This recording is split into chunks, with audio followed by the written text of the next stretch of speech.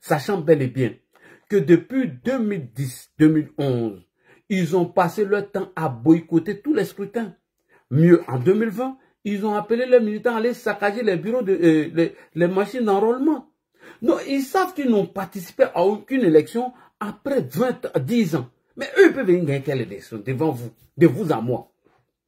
Donc, mets le nom Gbagbo sur la liste électorale, voici les premiers risques. Parce que déjà, il va se poser en victime. Et lorsqu'ils vont programmer les résultats, qui ne seraient pas à sa faveur, il va utiliser la même méthode pour mettre les gens dans la rue. Deuxièmement, le monsieur sait que non, il peut pas gagner une élection. Donc, il faut préparer sa stratégie de coup d'État, tout simplement. Gbagbo ne peut pas gagner une élection. La preuve, en 2001, lorsque nous sommes partis au municipal, mais le RHDP, le RDA à l'époque est venu premier en tête, suivi du PDC et des indépendants. Gbagbo n'est venu qu'en 4e position. Mieux, aux législatives, ils ont perdu au détriment du PDCI parce que le RDA n'a pas participé. Donc, Gbagbo n'est qu'un populiste, c'est qu'un menteur. Laurent Gbagbo est un menteur, c'est un populiste, c'est un enfabulateur. Laurent Gbagbo, c'est un enfarineur. Donc, ce monsieur, pourquoi il se coalise à Guillaume Soro aujourd'hui? Parce que Guillaume Soro n'a pas de militants qu'il peut mettre dans les rues. Guillaume Soro ne peut utiliser personne. C'est lui qui peut faire cette mobilisation afin de jeter dans la rue des jeunes dont eux, ils ont choisi. Puisque Bédier, c'est lui qui a chapeauté la désobéissance civile de 2020, dont c'est Gbagbo maintenant qui doit chapeauter la désobéissance civile de 2025. L'un des cadres du PPACI l'a dit. Il dit, il nous reste 12 mois pour quitter, 11 mois ou 10 mois pour quitter la tête de la Côte d'Ivoire. Il ne parle plus d'élection. Il dit que dans 10 mois ou 11 mois, nous, on va nous balayer, on ne serait plus là. Bon, quelqu'un que son nom n'est pas inscrit sur la liste électorale. Quelqu'un qui ne veut pas participer à une élection. Comment se fait-il que lui va bouter le RHDP hors du pouvoir? Mais comprenez que Steve Biko, alias le dactylogramme, c'est bientôt sa fin politique et moi je me prépare pour la campagne. Il y aura des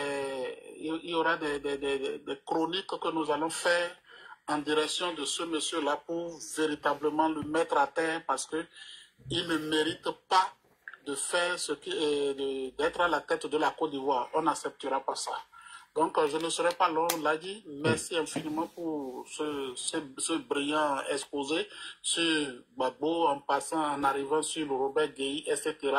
Il veut utiliser la même méthode. Gbagbo a une rente viagère. Il a l'argent. Il est décidé avant sa mort d'utiliser cet argent-là pour mettre encore le feu en Côte d'Ivoire. Les Ivoiriens ont compris et personne ne veut descendre dans la rue. Et même si les gens descendent dans la rue, ils auront du répondant en face. Ce n'est pas que ça inquiète quelqu'un. On n'acceptera plus jamais retourner en arrière. Donc, merci beaucoup et bonne soirée à vous tous. Merci. Merci beaucoup. Karim, vas-y. Hein. Moi, je prends ma pause Chapalo. Vas-y. Ok. On va donner la parole à bébé Mira. Voilà, la parole aux femmes. C'est la démocratie ici, le parrain de Koyache. Il y a Diomo qui vient de monter aussi. Hein. Oh oui, bébé Mira. Une fois, bébé Mira, vous êtes là, madame? Oh là. Tapotez les gars, on tient les 100 000 tas. Moi, je prends ma pause. Diomo. Excusez-moi. Monsieur Diomo? Oui, bonjour. Oui, on vous écoute. Oui, bonjour à chef frère. Bonjour Ladi, comment vas-tu Ladi? Bien et toi, Diomo? Il vient de monter, nous on est là. Ladi, comment tu vas? Attends, qui est là? Qui voulait parler là? Fils. C'est Diomo. Non, fils de... pardon. C'est Diomo qui Fils parle. de Boulkani, pardon, faut laisser Diomo parler. Nous on est les vieux là. Voilà.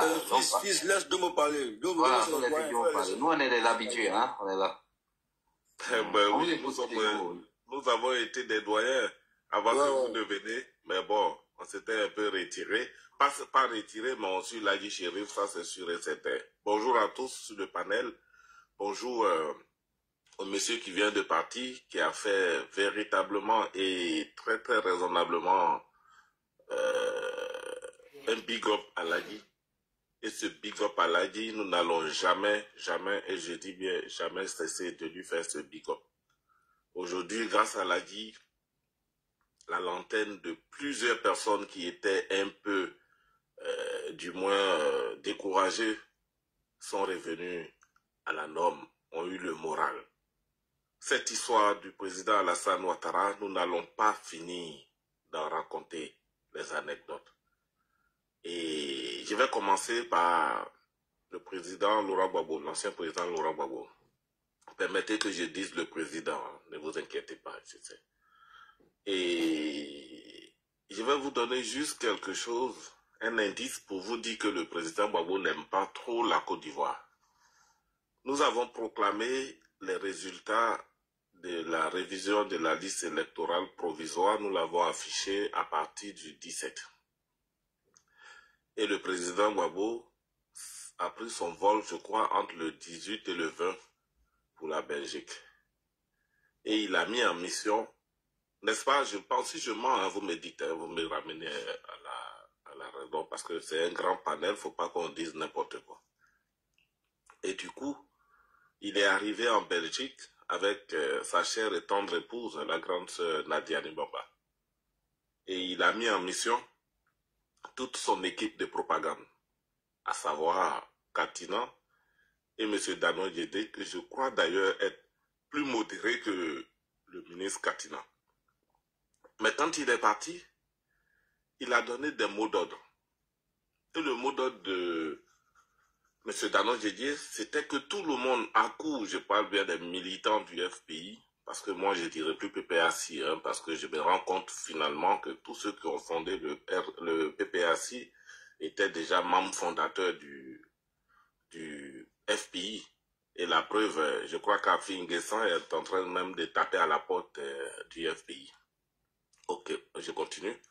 Pour dire que cet appel était de demander à ces militants de faire plus mouvement vers les centres d'enrôlement pour voir si leur nom était bien écrit, parce que leur objectif, c'était que d'inscrire le président Laurent Gbagbo sur la liste électorale.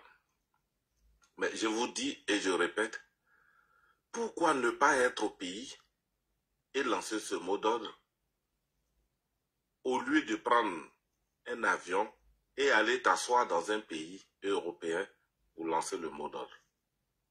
Est-ce une manière de trop aimer son pays ou est-ce une manière de ne même pas du tout aimer son pays que d'appeler à partir de l'extérieur à la déstabilisation et à la mobilisation coûte que coûte pour que toi tu sois sur la liste électorale? J'ai fait deux analyses. Et les deux analyses, la première, je vais la faire en disant que le président Laurent Gbagbo a perdu tout espoir d'être inscrit sur la liste électorale.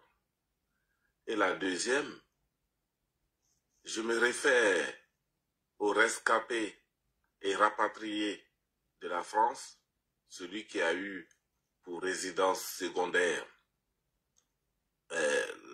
la place Ibrahim Traoré du Burkina, qui disait que la violence devrait être l'ultime moyen pour pouvoir faire inscrire le président Laurent Gbagbo sur la liste électorale. Mais je vous dis, et je dis à tous ceux qui sont sur ce panel, et je crois à ces 800 personnes sur ce panel, que le nom du président Laurent Gbagbo ne sera pas inscrit ni aujourd'hui ni demain. Pourquoi? Parce que le président Laurent Gbagbo a été sanctionné par la justice ivoirienne à 20 ans d'emprisonnement ferme. Et quand je vois ces chiens de garde dire que le président Laurent Gbagbo a été jugé déjà pour des crimes, donc il ne peut pas être encore condamné deux fois la même chose.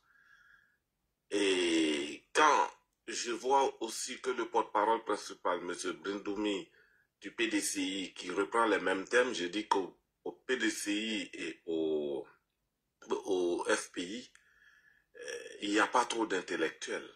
Il n'y a pas trop d'intellectuels, je pèse mes mots, parce que le président Laurent Gbagbo a été transféré à la CPI pour deux crimes. Pour un seul crime, c'était un crime contre l'humanité. Mais est-ce que être blanchi ou être libéré, n'est pas blanchi même, être libéré pour preuve insuffisante, veut dire qu'on a été blanchi ou on a été libéré non condamnable pour tous ces crimes qui ont été faits? Non. Il faudrait que le FPI et le PDCI, peut-être aujourd'hui, faisant la même voie, sachant qu'ils sont tous dans l'opposition, mais pas les mêmes visions, qu'ils arrivent à dire aux Ivoiriens la vérité. Mais comme ils n'auront pas le courage de dire cette vérité, donc ils sont obligés de se soutenir dans le mensonge. Nous, Ivoiriens, nous savons que le président Gbagbo, partant à la CPI pour crime contre l'humanité, a été jugé pour preuve insuffisante. Il allait stipuler qu'il pouvait être condamné. Mais il a oublié en ce temps qu'en Côte d'Ivoire, il était condamné pour la casse de la BCAO. Mais là même n'est pas le problème. Pourquoi est-ce qu'aujourd'hui, le FPI va chanter sur tous les toits que Laurent Gbagbo n'est pas sur la liste et qu'il faudrait forcément qu'on mette Laurent Gbagbo sur la liste? Mais, diantre, est-ce qu'il y a que Laurent Gbagbo seul qui a été extrait de cette liste? Nous avons entendu près de, je crois, plus de 600 personnes, non, qui ont été exclues, y compris le blanchisseur de M. Laurent Gbagbo à La Haye.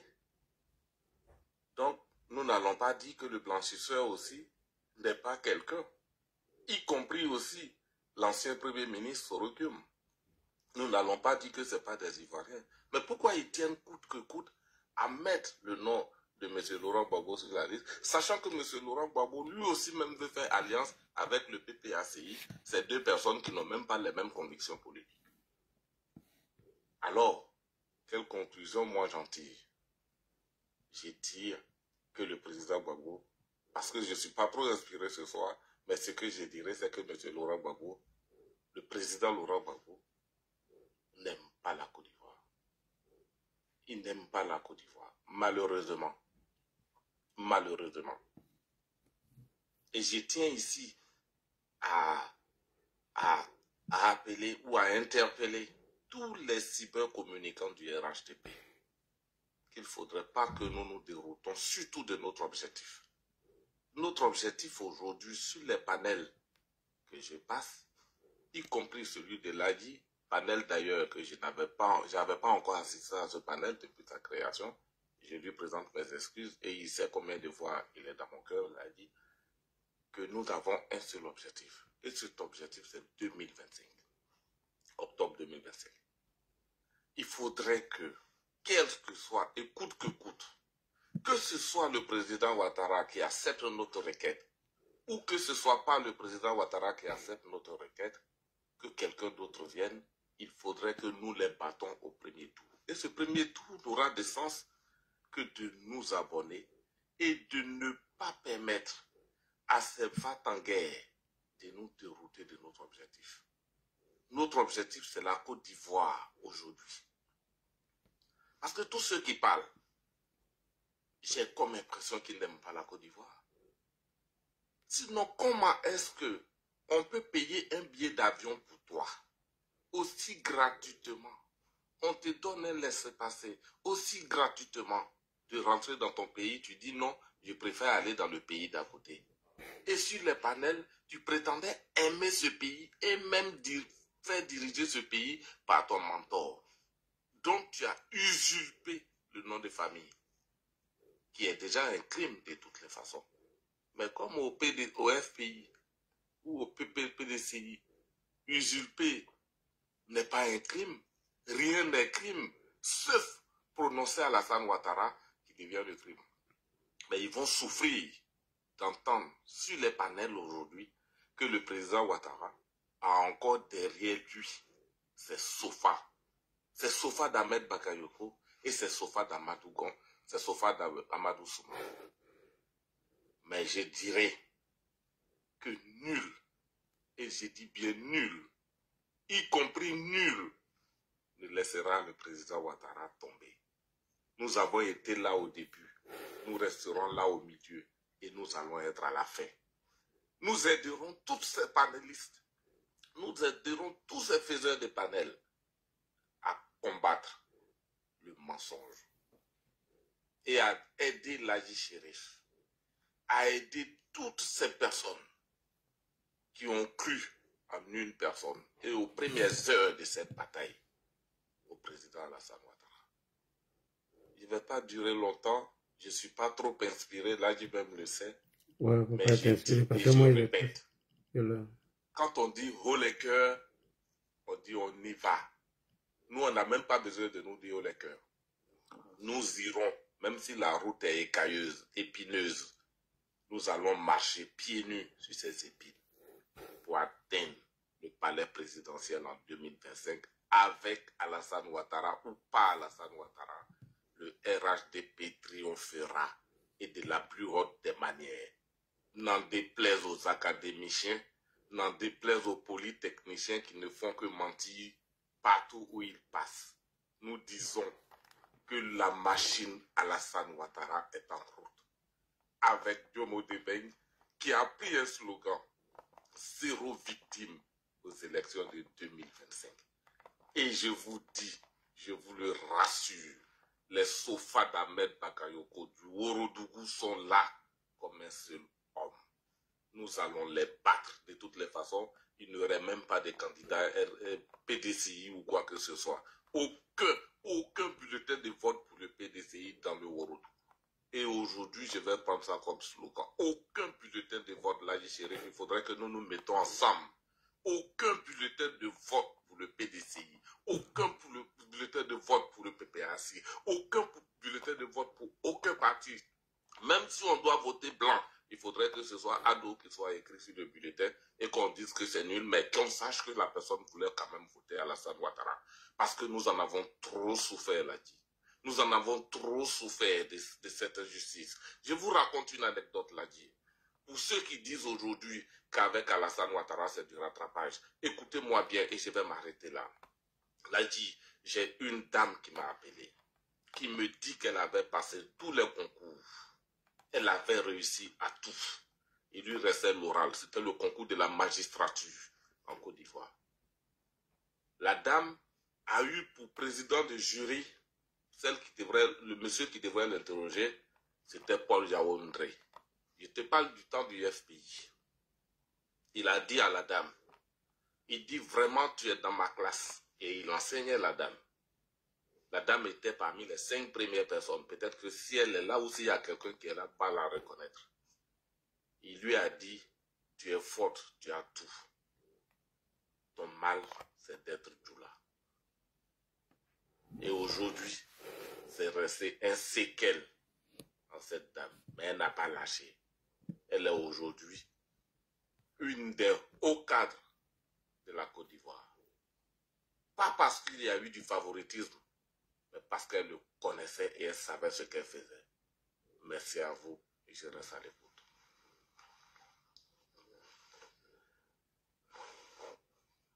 Ouais. Merci beaucoup, monsieur Diomo. Voilà, Fasco, tu es prêt? Ouais, mais passe la parole comme fils de... Voilà, fils de Bou. Non, lui, il était pressé, il passe lui la parole. Parce qu'il faut prendre la parole, hein, parce que moi, là, il est presque l'heure. Donc, comme mon heure s'approche là, parce que moi, il doit aller. Ok, bonsoir à tous. Bonsoir à tous. Bonsoir, monsieur le sénateur Lagui Chérif Didiakobo. Bon, le grand frère Diomo a tout dit, il a tout dit. Fasco va venir compléter le reste. Mais non seulement je tenais à dire au sénateur Lagui Chérif que j'ai reçu un appel de l'Élysée, voilà, qui dit nomme préfet de tout Paris. Donc, tous les LAES qui sont là-bas, qui n'ont pas papier, là, tu seras chargé de les faire partir chez eux. Voilà. Ils vont aller chez eux. Voilà. Ça, j'ai reçu l'appel à la lune de l'Élysée. Tous les AES qui sont là-bas, qui n'ont pas papier, ils vont partir chez eux. Voilà. Et puis, encore une fois, te dis merci, comme le grand frère l'a dit. Vraiment, le jour où tu ne fais pas parler là, ça devient comme il y a quelque chose qui manque dans notre organisme. C'est comme si le jour où on ne va pas retrouver Fasco sur le panneau de Sissi, c'est comme il y a quelque chose qui manque dans leur organisme. Parce que quand on va là-bas, même si tu as fait un mois, tu n'as pas regardé RTI ni NCI, voilà, mais tu es informé, c'est-à-dire au même moment que tout le monde. C'est de ça qu'il s'agit. Bon, Chakadian, nous, on n'a pas de problème avec lui. Hein. Que Chakadian arrive à régler son problème avec Madame Biapo, parce qu'ils vont se retrouver au tribunal, il sait qu'elle va gagner. Donc, ils n'ont pas de problème avec nous. Mais mon oncle, mon oncle Babo, Adama, juste l'électoral, ça là, j'ai dit, et je le redis, j'ai dit, si le président se trompe, nous sommes ses moutons, s'il se trompe, et puis il prend un cahier de 200 pages, et puis il met un mot, qu'elle est donné à Cuba, il va nous voir en face de lui. Propre, il va nous voir en face de lui. Aucun jeune ne va mourir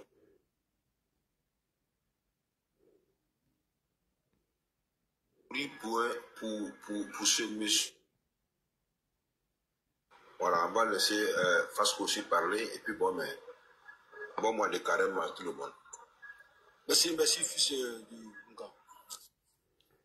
Là, du bonsoir. Bonsoir, mon frère, comment tu vas? Salam alaikum. Ouais, comment tu vas? L'archiviste le plus célèbre de la douane. Hein? L'homme qui donne coco à l'opposition, elle est va. Hein? L'a dit. Il faut arrêter elle est va là. Parce qu'un jour là, dans un AVC à quelqu'un, hein?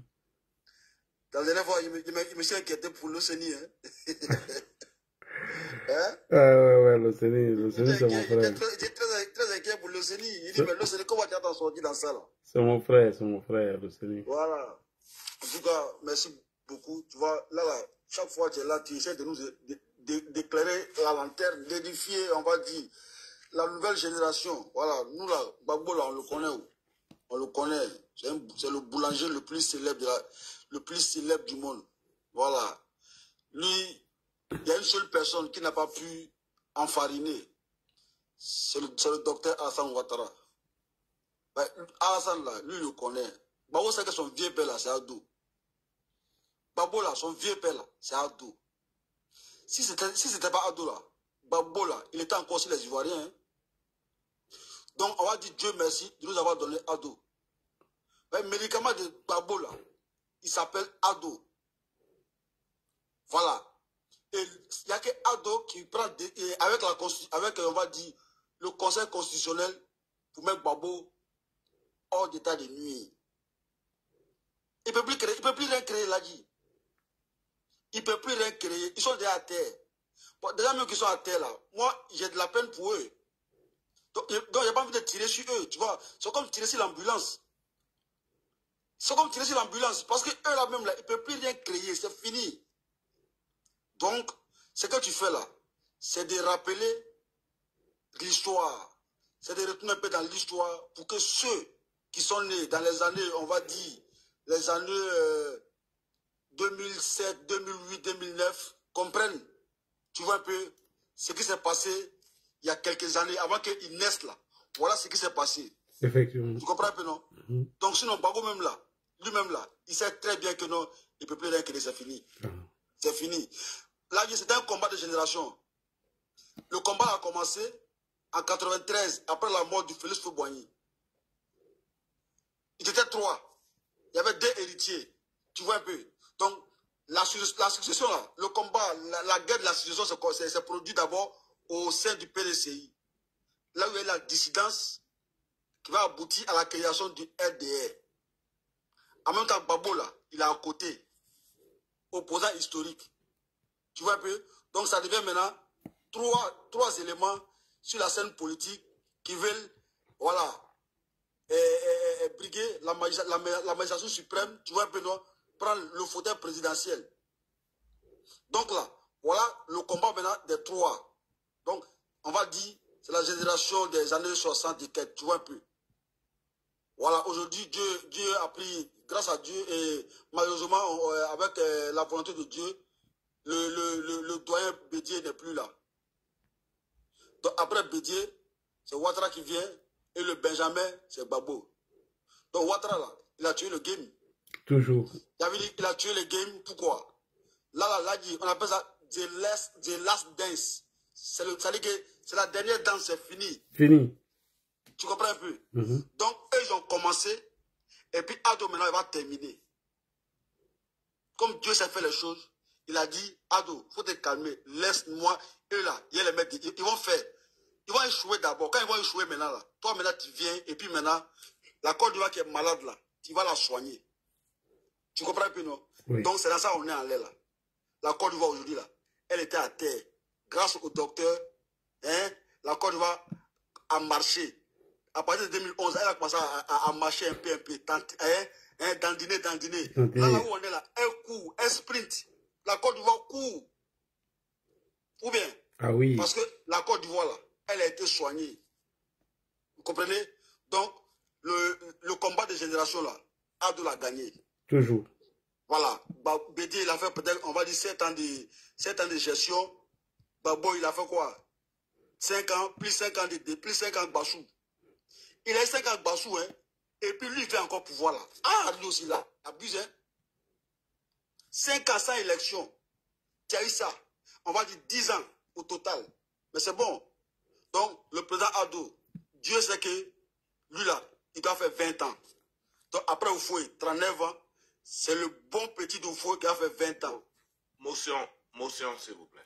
Motion. Jomo, alors il va terminer d'abord parce qu'il est presque l'heure. Hein. Oui, je voulais juste ajouter quelque chose, si ça te dérange pas, la s'il te plaît. Juste quelque chose. Parlant de l'évolution de la Côte d'Ivoire. M. Tidiane Thiam a dit tout récemment que c'est un gouvernement de surfacturation. Mais M. Tidiane Thiam a oublié que lui, il était dans un gouvernement où, excusez-moi, je vais dire ça dans notre langue, le simple Kwaba faisait 25 000. Kwaba que les femmes nigériennes vendaient, ils vendent encore dans les marchés. Est-ce qu'il y a plus surfacturation que ça? Et celui qui était à l'origine de ça s'appelle aujourd'hui M. Gikawe qui est conseiller.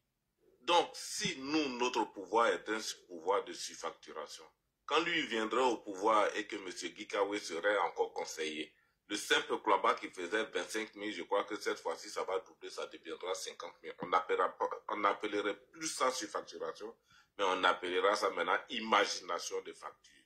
Merci à toi, cher frère. Je te laisse continuer. Merci, Do. Merci, de doyen Domo. Donc, là, dit, pour chuter, j'aimerais que la jeunesse commence à faire la capture d'écran, hein, de leur présence sur la liste électorale, et puis on va l'afficher. C'est tout. Voilà. Là, dit, regarde, une anecdote.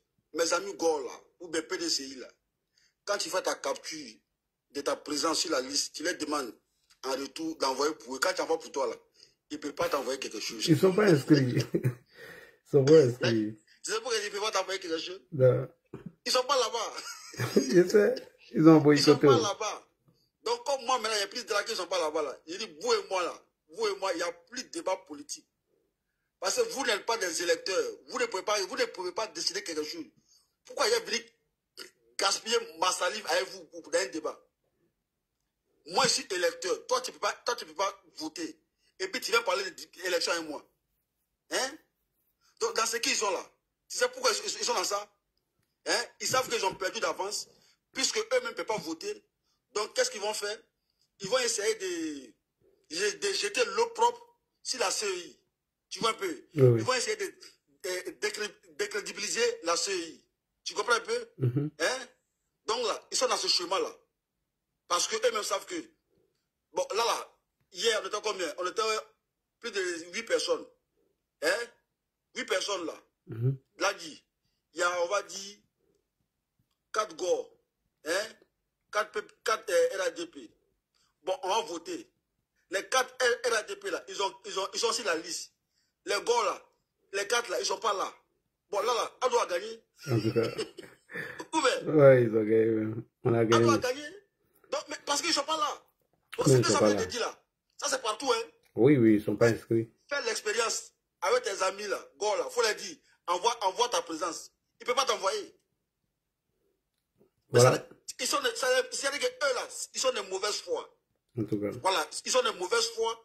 ils sont malhonnêtes. Bon, d'après vous, là, vous êtes les vrais Ivoiriens, les vrais Ivoiriens, hein? Mais tu dis que tu es vrai Ivoirien. Mais si la liste électorale de ton pays, là, tu n'es pas là-bas. Maintenant, ceux qui sont là-bas, là, toi, tu dis que c'est eux, les étrangers.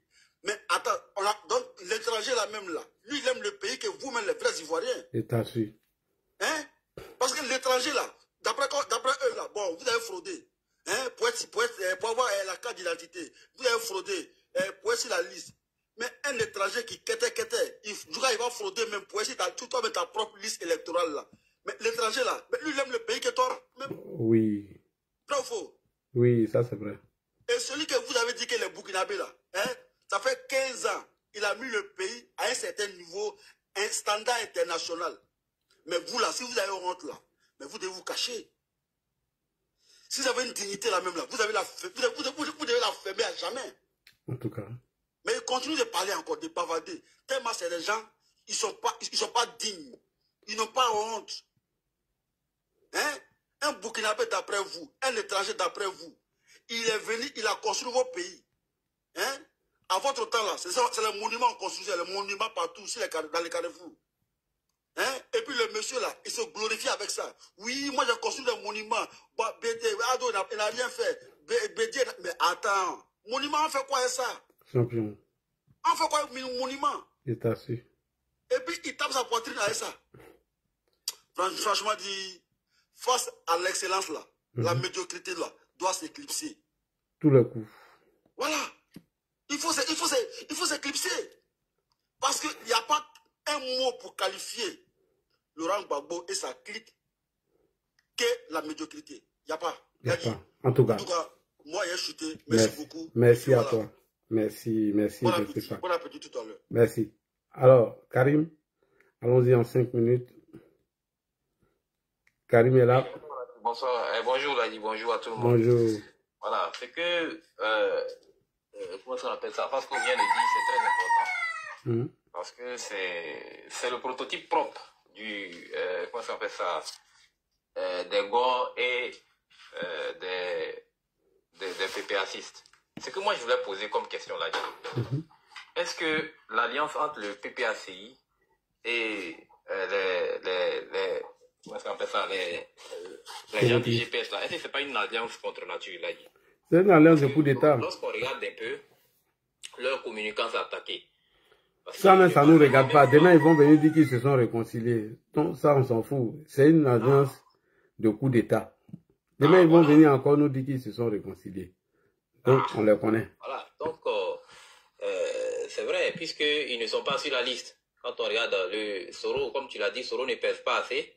Et les gens du PPACI, ils n'ont fait que boycotter depuis que M. Gbagbo est parti à la CPI. Donc, ils n'ont fait que boycotter la liste. Donc, cela veut dire qu'ils ne sont pas sur la liste. Quel vote ils veulent aller présenter? Ils vont aller se présenter à quelle élection et puis gagner. En tout cas. Voilà. Donc, c'est très clair qu'ils vont se mettre dans une posture de coup d'État, puisqu'ils ne peuvent rien proposer. Voilà. Donc, ce que je voulais dire, c'est ça, quoi, pour dire qu'ils n'ont rien à proposer. La seule option qui leur reste, c'est de